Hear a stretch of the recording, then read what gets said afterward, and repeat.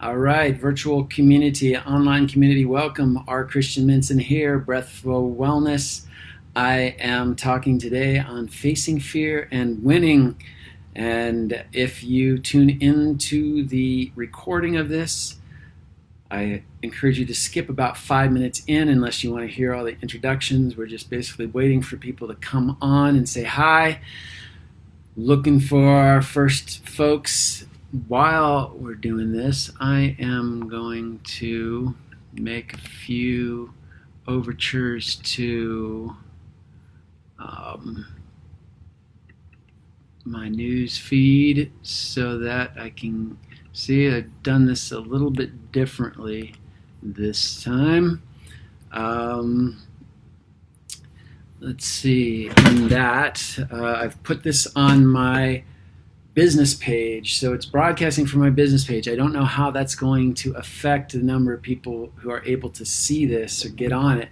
I see one person's on. Welcome, and say hi if you are on. Tell me who you are, where you're from, all that kind of stuff. Meanwhile, I'm looking to see where I can find this, seeing if it's going to broadcast.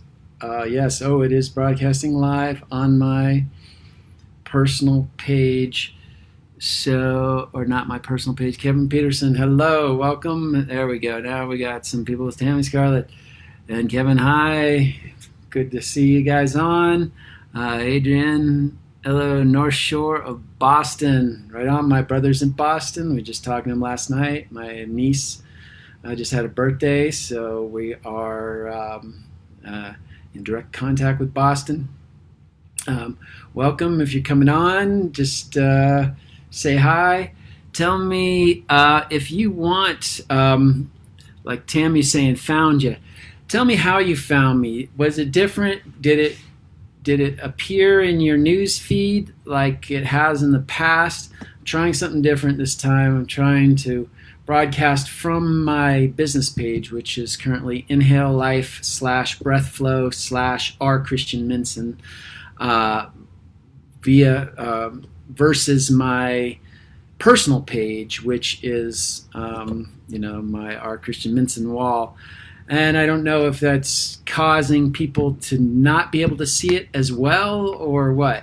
I do know, and Michelle Dixon joined, hello. I do know that it only gave me the ability to invite 50 people this week, whereas with my personal page I could invite 500. So I don't know what the deal is with that. I'm more healer and more knowledgeable in the spiritual realms than I am in the technical online Facebook, all this kind of stuff, algorithms. So you'll have to forgive me for that. Hopefully I can forgive me, because it may mean less people tuning on live, and I hope we can get a few more, because it's really a topic that I think is very very important, facing fear and winning. Let's see if any of this is showing up. Not seeing how anybody's seeing it, but welcome. We got Kevin saying hey to Michelle. Many steps to find you, really. That's that you are live on your Facebook page.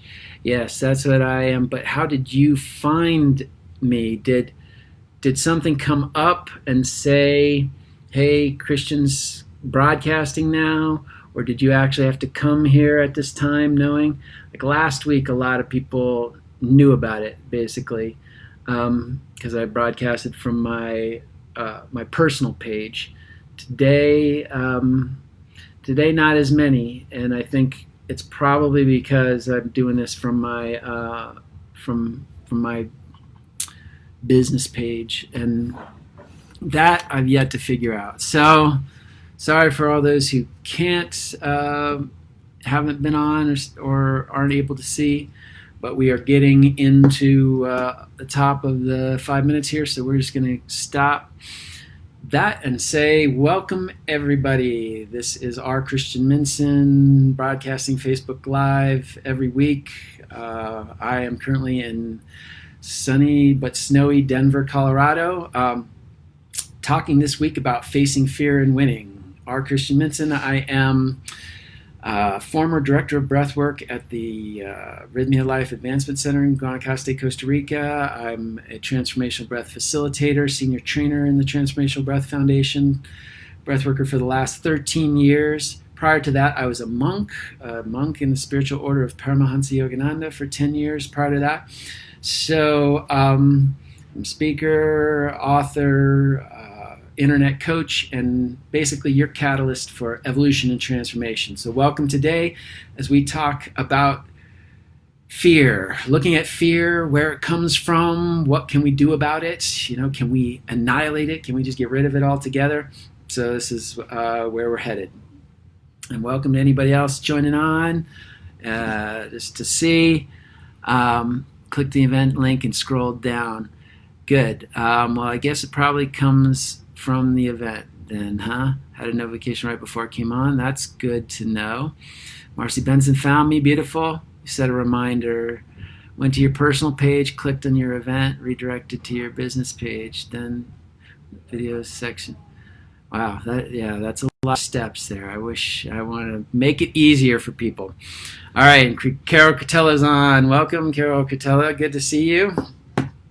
So, talking about fear here. Why? Fear is dominating the emotional register these days, it seems like. With all the events going on, all the unknowns, people are naturally a little fearful about, just life and mortality itself. Then is the economy still going to exist? Is my job going to exist? Can I feed my family? A host of things causing us to feel fear.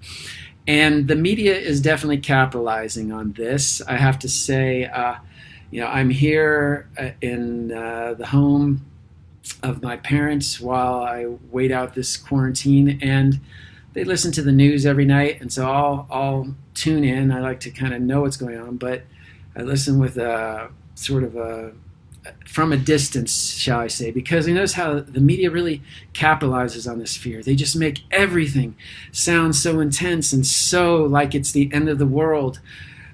Tonight, we doubled our death rate. We went from one person to two people. It's like, the way that they say it, the intensity with which they say things, just tends to get you excited. I was talking with another friend who tells me this is nothing compared with the way India news is broadcast, and they say they've got all this dramatic music and people are shouting, and so the point is that the media is taking advantage of this, exacerbating your fear, because when we're in fear, we're riveted. We want to, we tend to stick to that channel and find out what's going on. And that means dollars in their pocket. So, this it almost doesn't give you a choice, but there is always a choice, remember. But more importantly, why we're talking about fear today is because in this environment where fear is tending to be upper-handed, fear really stops you from venturing into the unknown, and this is where your growth lies. This is, evolution is the name of the game. Experiencing new things and learning how to overcome new challenges and new hurdles. This is what's called resilience, and this is what has kept us alive as a species for millennia. So, fear quells that resilience, and if you stay in the known, you're never going to evolve. Fear is also one of those emotions that if we stay in it, it's going to damage the nerves. The most damaging emotions are fear, worry, and anger. And they can have a very detrimental effect on our nerves and our system. So, and I think one big reason, I'll talk about this a little bit, is fear. The amount of fear that you're experiencing and you allow yourself to be overcome with is going to dictate the amount of freedom that you are going to be willing to allow others to take away from you in the months and years to come. Let me repeat that. The amount of fear that you allow yourself to give into is going to dictate the amount of freedom, the amount of ability to be free that you are going to allow others, government, high-powered people, whatever, others to take away from you in the months and years to come. So this is a very important topic, and let's get into it. But before we do, let's just say people were telling me how they found it. So good, I'll read that. Tammy, it's so Hollywood. Yes, that's, the news is basically Hollywood these days. Internal toxic soup we serve ourselves. Beautiful, beautiful. So what is fear? Fear essentially is just energy. Energy in the form of emotion. Emotions, emotion. Energy in motion. Emotions are just energy that moves. Energy, and the idea is that it moves from within us and gets expressed outwardly. And ideally, we're then done with it. Fear is an important emotion. It's historically important for our survival. Fear is what kicks in the fight or flight mechanism. Fear causes our breathing to become rapid and shallow, something I'm very familiar with, working with the breath for 13 years. This is all designed, to cause you to make a swift decision. Breathing rapid and shallow, adrenaline gets pumped into the system. You're ready now to either fight it out till the end, or run, hightail it as fast as you possibly can in the other direction. And all of this energy that comes from fear gives you an extra burst so that you might actually win that fight, or you might actually outrun that predator, Now, this is obviously good in some reasons, like if you were to meet up with a ferocious animal, or you find yourself alone in a bad neighborhood. Your fear is a little sensor that's going to help you survive. But, a lot of our fear is, a lot of those situations are taken off our plate these days. And so a lot of fear is fabricated. We're calling upon old situations and bringing them back to the surface and replaying them. And we'll talk about that a little more in depth. So physiologically, fear is a form of nervousness. These adrenalines and chemicals are pumped into your system, and like I said, and the breathing gets shallow, and it's all designed to help us make the swift move. But too much adrenaline in our system, and if we habituate ourselves to that fear, we're constantly pumping this adrenaline. Now, this is a toxic chemical to our body. Adrenaline is not meant to be floating around constantly, and it damages the other cells in the body. It's great for a great burst, and then our body can flush that. But if we're constantly in fear, we're constantly throwing this adrenaline in, and too much of that stimulation damages the sensitive nerve endings and causes all sorts of problems. Okay, so from one perspective, all this is happening. We're afraid of these things while we're alive and kicking. Paramahansa Yogananda, again, right here in the background, my spiritual preceptor, used to say, think to yourself, as long as I'm not dead, I'm alive. As long as I'm alive, I'm not dead, right? I still have the power to kick. And once I'm dead, it's all over. So really, why worry? Such a practical way to look at things. By the way, if you want to type in any questions, any comments along the way, please feel free to use that chat bar. Give me likes, give me thumbs up if I'm saying anything that resonates with you along the way. So here, let me tell you a story myself. I used to be afraid of the dark, and it's a pretty common fear, and this was, at least 30 years ago, still, a young man at the time. But I was becoming a monk, pre-monk. I was living at Hidden Valley, which is the ashram we have in the hills of Escondido, Southern California. Nice hills, beautiful, tranquil environment.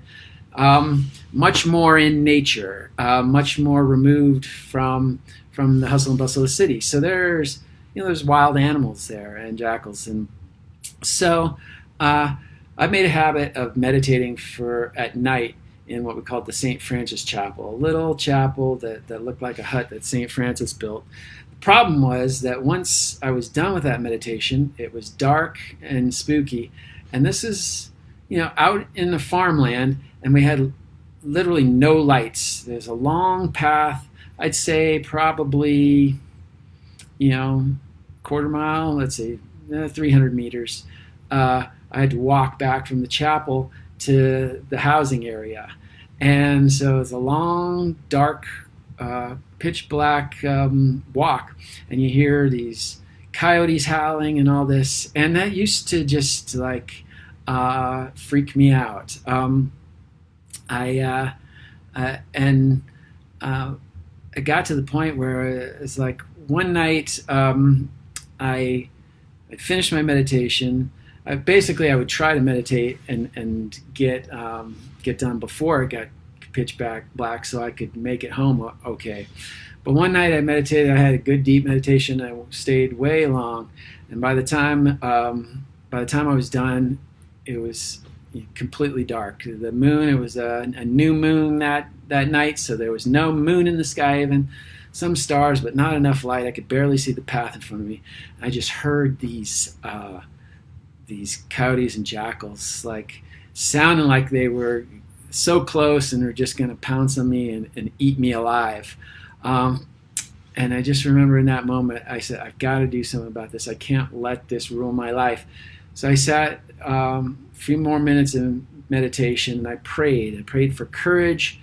I prayed for assistance through any dark times. Took a deep breath, and I took the walk. And it was like, walking into pea soup fog almost. The darkness enveloped me, and I could hear those coyotes and all that, but something came over me. I just felt this energy saying, you can do it, you're fine, you're safe, you're cool. I've made it to the end, and of course I survived. But it was in that moment, that distinct moment, that this shift happened. And ever since that time, I've no longer been afraid of the dark. In fact, I even invite it. I love walking into dark rooms, dark places at night, walking down a dark street. It's almost like you're invisible. There's, you're in the dark. You can't see anything. Nobody else can see you. It's a very comforting place for me to be now. But so that's a story of transforming that fear, a very common fear that many of us have. Let's see, no more comments so far. So now the issue here is freedom versus security. There's a delicate balance between freedom and security, and this is really what I was alluding to in the beginning when we're talking about the possibility of giving up your freedom in the future. Let me give you an example. I've been watching, we're finished now, but this mini series called Centennial, which is a book by James A. Michener about how the West was developed from the times of the Native Americans to the trappers that came in to settlers to modern society and all that. And why I bring that up is that in the early days the countryside was free, right? There was a lot of freedom to do whatever you wanted. You could, what came with that freedom was a lot of liability. There were people who wanted to take from you or kill you or such. And so there, with the freedom came also the possibility that you may get robbed or killed. Right? So as society started to come in, to feel more secure, we needed to start taking away some of that freedom. We started developing rules, laws, brought in a sheriff to enforce those laws. And so those laws started, gave you some security that they kept the bad guys from stealing or killing from you, but then it also started to impede your ability. You couldn't just walk now on somebody else's land where you could before, or other kinds of restrictions, all right? So there's a trade-off. Sometimes that trade-off is good. Like I said, there's a delicate balance. But the more that you fear, the more you will choose security. The more that fear is present, the less you are concerned about your freedom, and life is about being free to live how you want to. This country, the United States, was built on life, liberty, and pursuit of happiness. Liberty, freedom, to be able to express and build a life, that you want. But when you're in fear, you start thinking less about freedom and more about security. And in that fearful state is also a bad place to make judgments and make decisions. And this is where I'm saying, if we're not careful, the authorities, whoever, under the guise, sometimes, tries to be a good motive that, for your own good, your freedoms get taken away. Let's give the example. One of the biggest examples since now is 9/11. Remember in 9/11, we used to be so free, get on, you could almost run to your airplane at the last minute. You didn't have all these checkpoints to go through. You didn't have to show all this identification. If you're waiting for somebody to arrive, you could be right at the gate for them to come out, and you could greet them. And there was this closeness and togetherness that was part of airline travel. Then 9/11 happened, and what happened? We shut all that down. We separated ourselves. Our freedom to move about freely got completely usurped, taken away. And most people didn't blink an eye at it, because it's like, oh, we need security. We're not thinking about our freedom in that moment. We need this security. But in that security, I think we tend to go overboard and call it paranoid thinking, or call it just realistic thinking. But people in power tend to like power. And if they have an opportunity to grab more power, which means more control over you, they're going to do it. And so the situation that 9/11 created was one where the government and authority bodies have a lot more control over you. I would say I've been more terrorized by the TSA and by all the people that are preventing me from freely getting to the airplane than I ever have by any terrorist that everybody tells me is so bad and we need protection from. All right, so think about that a little bit. And I want I want to make this point, because now is one of those times again where this fear is being exacerbated in you again through the media, through everything that we're seeing and hearing, and the tendency is to want protection. So, and the authorities are going to say, well, you're going to need protection by mandatory vaccinations, or you're going to need protection by having to stay apart from your loved ones. You can no longer hug and kiss. It sounds ludicrous, but we could go up to points there. So I want you to really understand that with every attainment of security, you're giving up some freedom. And don't let that decision be made in fear, because fear will say, yes, it's necessary for the security. Once you come out of that fear, you'll say, why did I give up all my rights? Now I can't even, now they have a right to invade my body. by injecting me with stuff I don't even know what it is. All right, so beware and be ready. So the mechanics of fear here, what's really going on? Kevin's saying absolutely. So partly what's really, there's two points I want to make about the mechanics of fear. And one is that fear is largely an ego-based emotion, meaning that the ego is part of you, and it's not something I advocate trying to annihilate. The ego is as much a part of you. I've used the analogy, and I'll use it again here, of if you're a company, the ego is like a manager. Your soul is like the CEO, but the ego is like a manager. The CEO can't operate without a manager. So if we annihilated the manager, if we annihilated the ego, the company's got great visions, but nobody to carry it out. So the ego is a necessary part of our being and will always be with us up to the very end, to death. The objective is not to annihilate the ego, it's how to manage the manager, how to give the manager the right tasks so that they stay on track. It's not the task of the manager to do forward thinking. It's the task of the manager to do the day-to-day operations to make sure that life is happening. Now, from a manager's perspective, from the ego perspective, basically the main job of the ego is to keep the company, keep you safe. Okay? How it does that is a very binary process. What is known is safe. What is unknown is unsafe. Known, safe. Unknown, not safe. So right now, there's a lot of unknown, right? So the ego is naturally saying, unknown, unknown, we're not safe, we're not safe.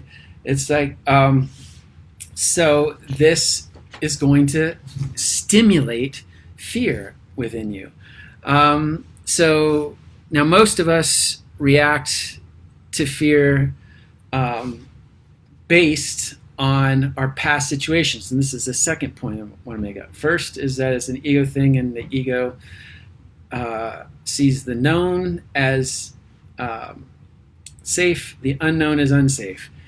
So this is in natural conflict with the soul of the CEO and the evolution of life. Evolution is about getting out of the known and embracing the unknown, becoming bigger. We live in a little box like this.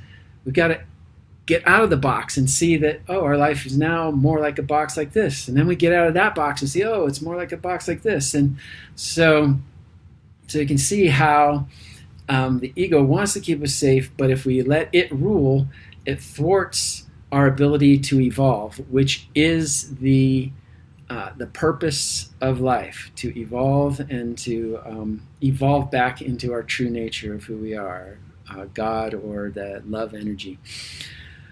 So the second point then is that when we do feel fear, most of us react to fear based on past situations in our lives.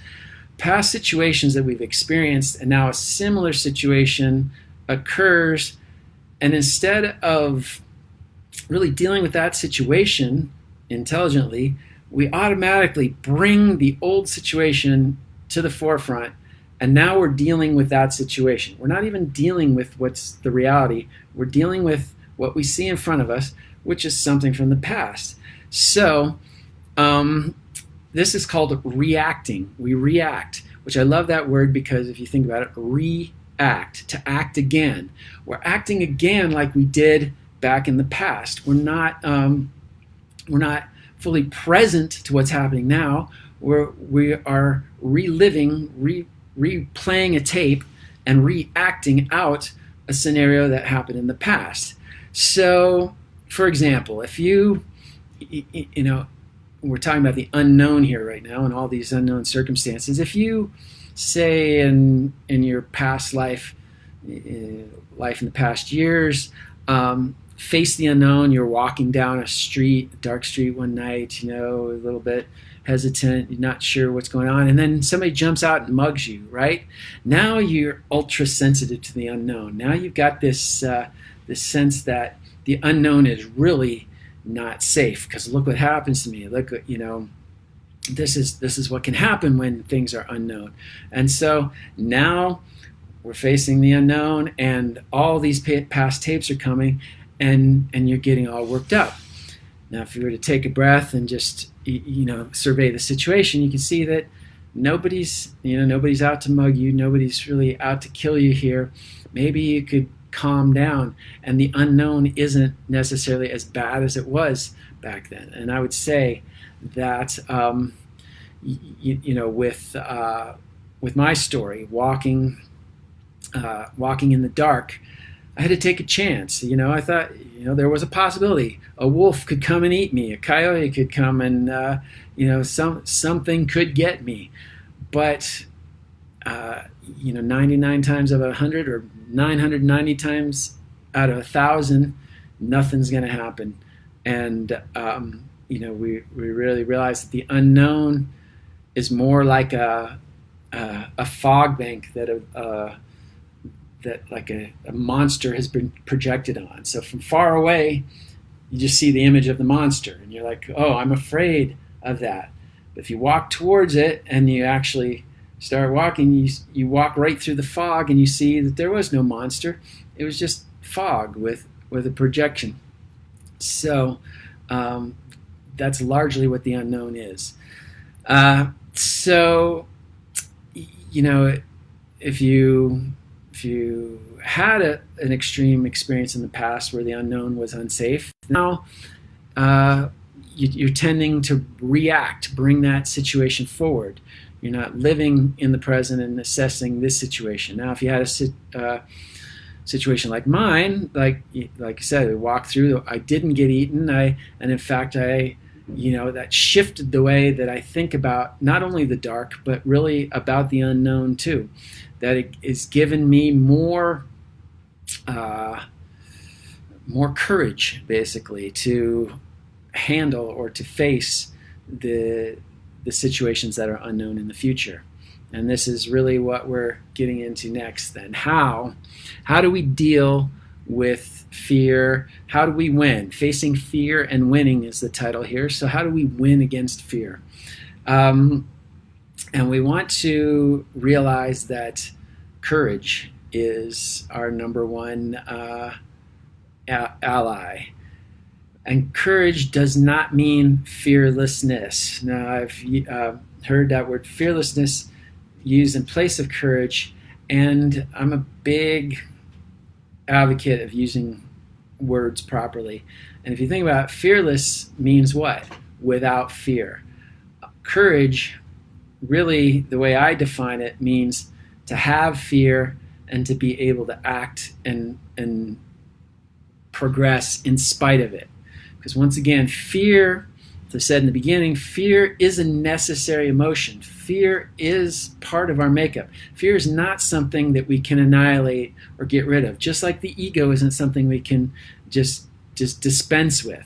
So fear is going to be with you till you die. That may seem like a not such a great thing, but if you recognize, once again, the value of fear when you need it, the value of fear that's not reactive fear, but the value of fear that has actually assessed the reality of the situation and then says, yes, there is a present and imminent danger and I need to do something about it. So we want to recognize fear is our friend to a large degree. What's not our friend is habituating ourselves to fear or continuing to react to fear, acting again on past fear that hasn't ever been integrated. All right, so one of the best things you can do to counter fear is to do something. Do something, do anything. About the worst thing you can do is be frozen, to just not act. This is this allows the fear to overtake you, and then it allows you to then succumb to the will of others a lot of times. So you want to be proactive. What to do? do anything. For instance, unconsciously people are trying to do this anyway. How do we see that? Everybody's hoarding toilet paper in this particular situation, right? It's like it's an unconscious action to try to control the situation, to try to have some control over the fear. It's, like I said, largely unconscious. So those actions, at least it's an action, but they're not really helpful. Let's see, what can you do? Like, do something. Maybe you assess, what can I do to help? For instance, my brother's family, one of us was from Boston here in the beginning. My brother's living in Boston. He's got 3 kids, wife there, and a grandmother living all in the same household. A lot of possibility for volatility. If one person gets a little afraid or gets a little concerned, the whole place can go up like a book of matches. What are they doing? They're doing something. They're saying, how can we help?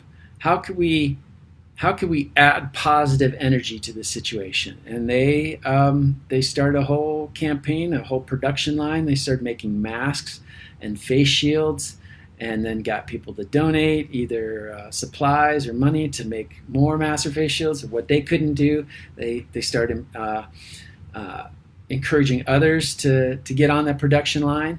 And so, not only are they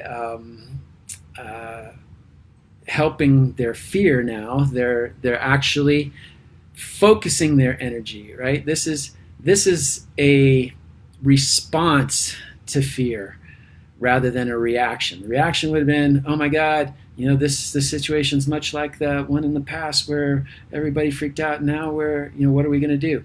No, this is a response saying, all right, it's a new situation. It's different from any situation we've had before. There's some unknown elements, but what can we do? What can we logically do to help the situation and keep ourselves focused and happy? And this is what they came up with. And so they've supplied hundreds of masks now, and so actually doing some decent help for the situation, as well as keeping themselves out of fear. Right? So do something. Courage and do something.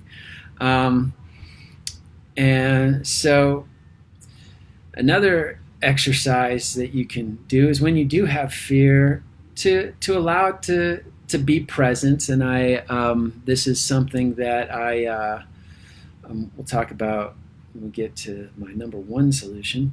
But there's an exercise.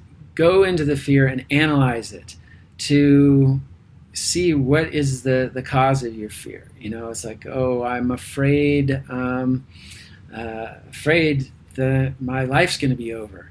And you're like, well, so then you analyze, well, why is that? Well, I'm youthful, I'm healthy, it's not likely I'm going to die from the virus. So what's really the fear? The fear is that I'm out of a job, I don't have any money. Well, once again, I've been without money before, this or that, that's not really it. What's it? I don't, so you're diving deeper and deeper into the root cause, and then, you may often come to that place. Oh, when I was a kid and, I ate that cookie, and my brother had just learned about viruses in biology class and said that cookie has a virus on it and you're going to die. And now I am all freaking out because because I thought I was going to die. And then mom comes in and says, you shouldn't do that, and sends him to his room and, quells the fear.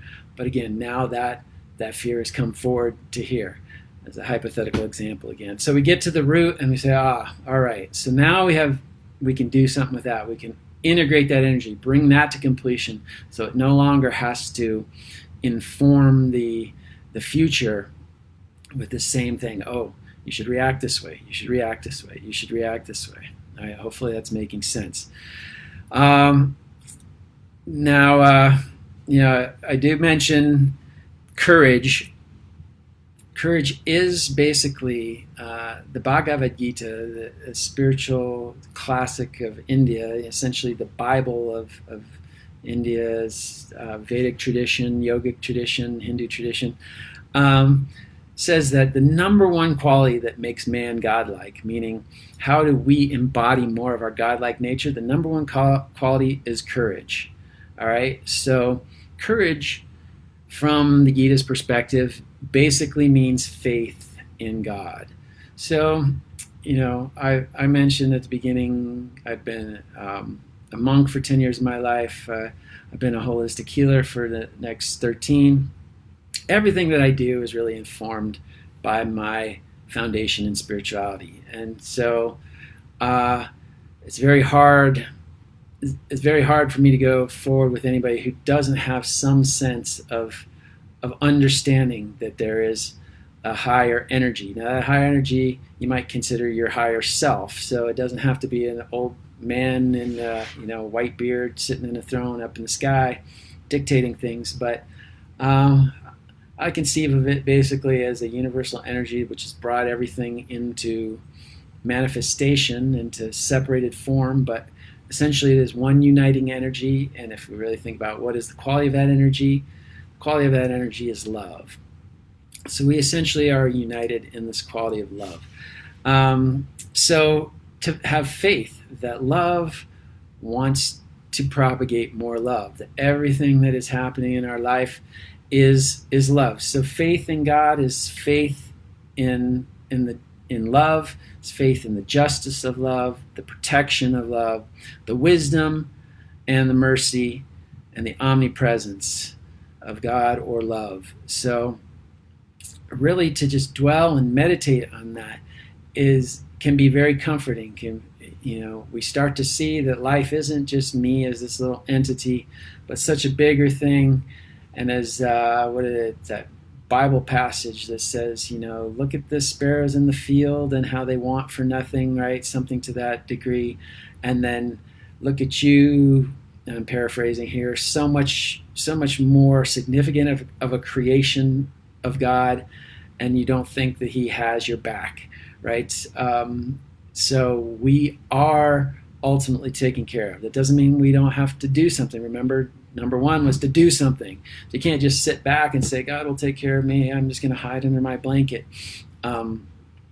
Usually doesn't work that way. Get out there, do something, but then have that faith. In fact, when I was leaving the monastic order, the monastic ashram, and moving back into the secular world, I was like, what is it? What is the, when I was in the ashram, it's probably the most peaceful, tranquil, centered period of my life where I didn't experience a lot of anxiety, didn't experience a lot of stress, didn't experience a lot of fear. And why was that? I was trying to think, and how could I carry that into this world, living in this world and continue to have that sort of experience? And the answer was faith. Faith in God, faith in this universal energy of love that would carry me through. And I experienced it for 10 years. For 10 years, that faith did not steer me in the wrong direction. And what I can say is, a lot of times people can argue, well, I got a real reason to be concerned here. We've all got real reasons to be concerned. But if you dwell on your concern, and I can say this from having had both experiences, if you dwell on concern, life is tumultuous and up and down, and you're going to be focused on that concern. It's going to come into your life, and you're going to get to wrestle with it. If you're focused on faith, despite the fact that you may have a legitimate concern, it's amazing how smooth those bumps seem to be. Or oftentimes you cruise right on through and you're like, was there really something to be concerned about? Which I would say most of the time there's not. But, when there is legitimately, the difference is, do you want to live life in fear, or do you want to live life in faith?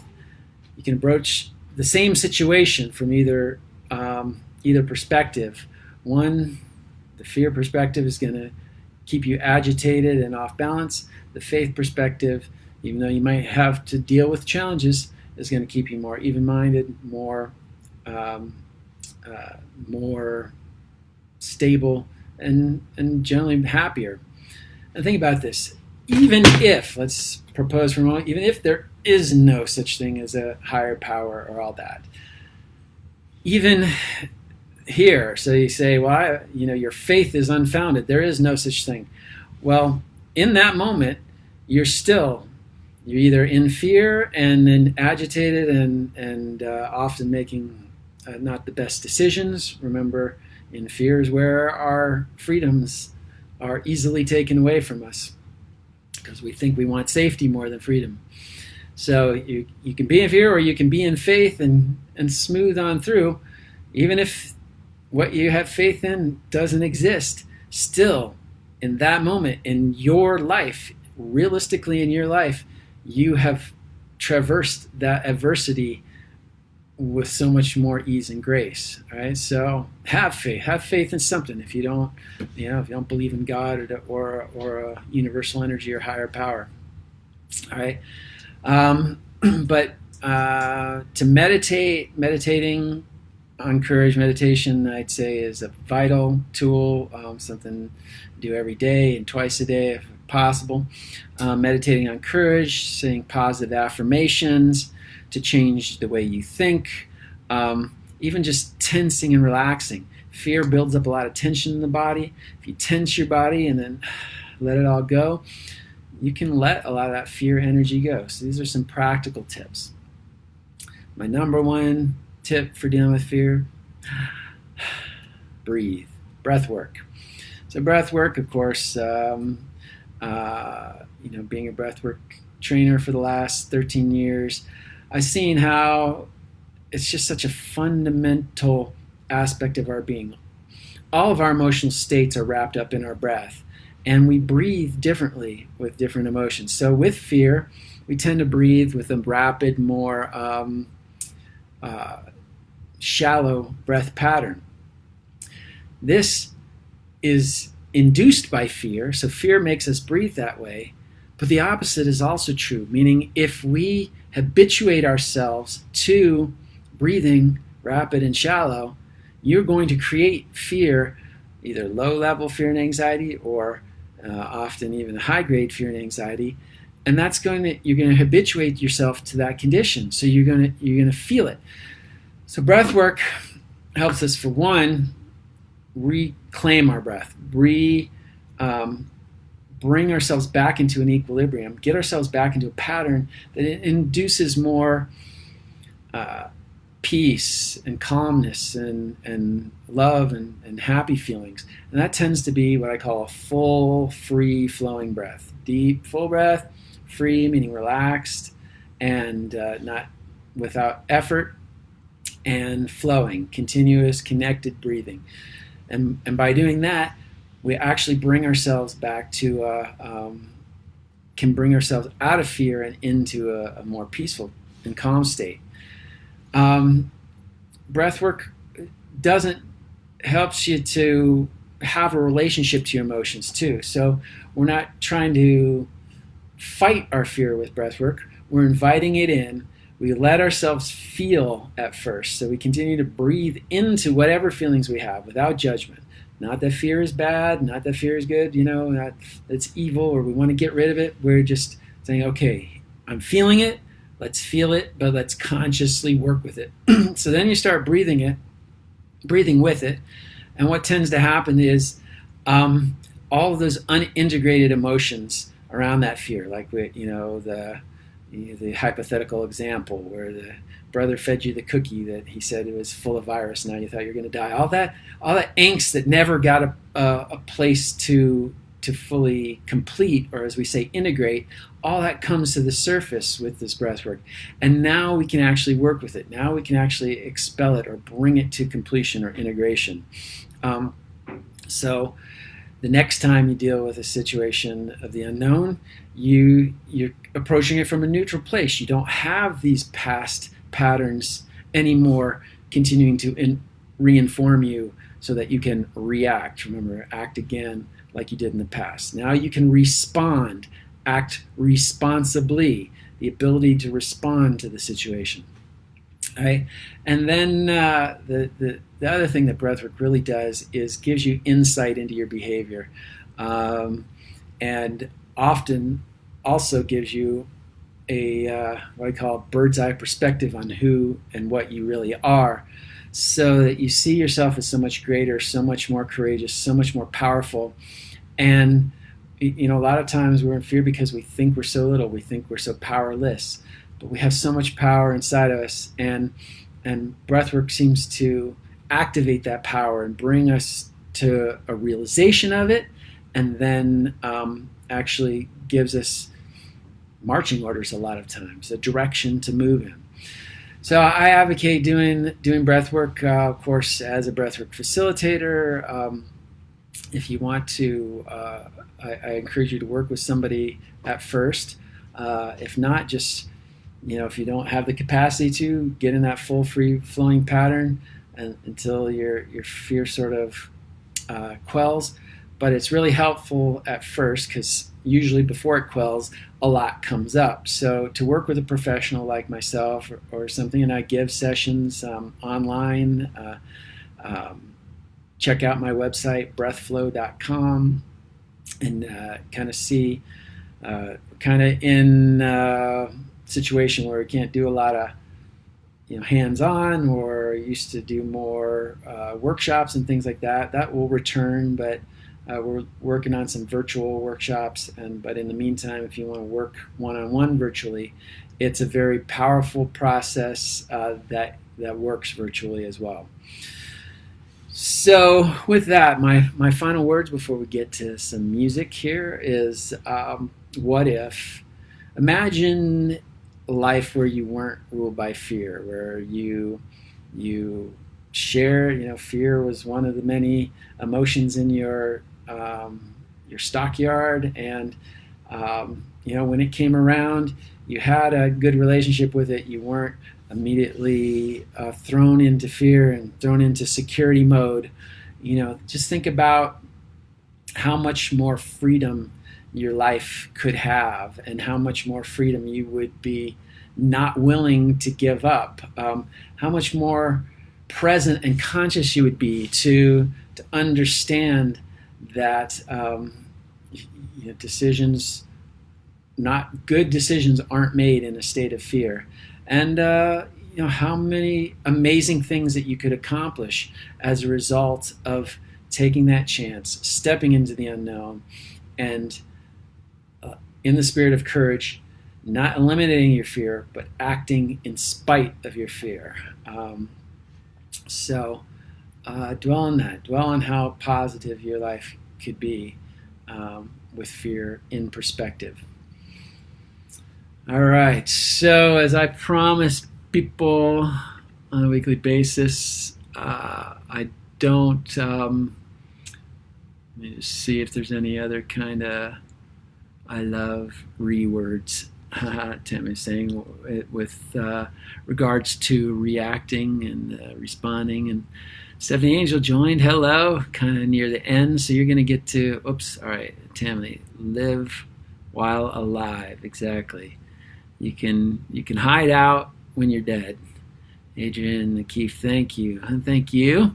So music, every week I try to bring us a song that will ideally a song that works with the topic. And so this one I learned years ago, and I haven't played it for probably literally 20 years, maybe even 30 years. But it's a Pink Floyd song called Fearless. So I thought, hey, what a better song to exemplify this topic. So I'm being a little fearless, venturing in the unknown by playing this, since it's been a while.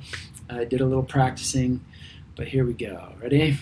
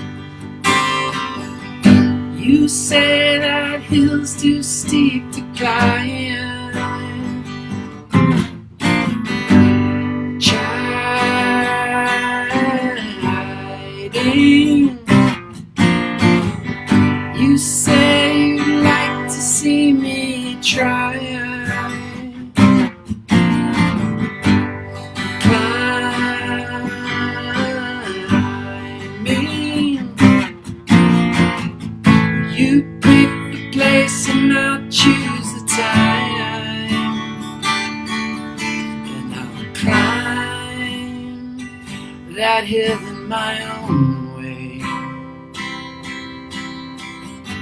Just wait a while for the right day. And as I rise above the tree line and the clouds, I look down, hear the sound of the words you said today.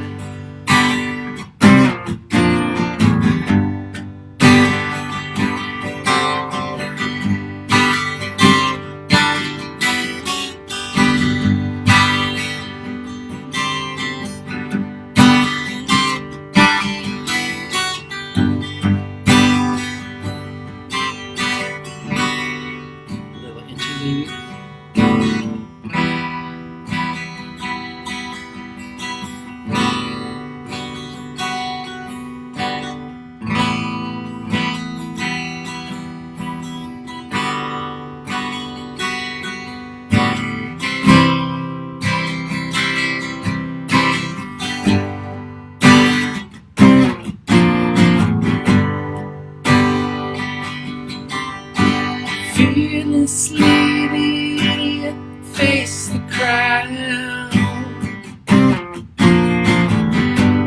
smiling.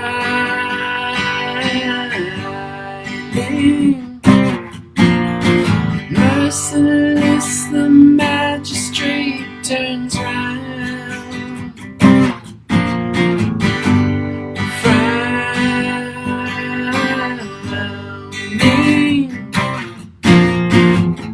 And who's the fool who wears the crown? Go down in your own way.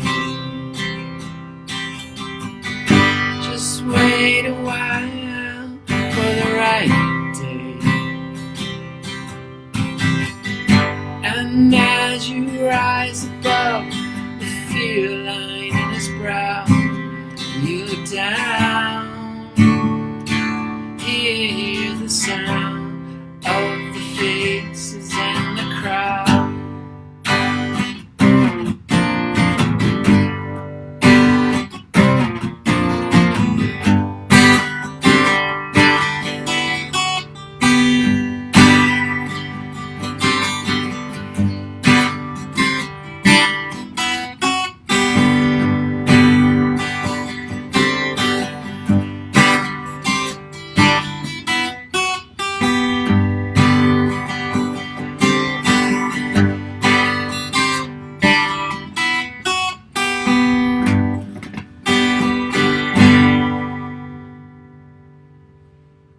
All right, fearlessly we move forward. So that's it for this week's Facebook Live. Thank you all for being a part of it. Until next week, R. Christian Minson signing off, saying namaste, and don't let fear rule your life. Over and out.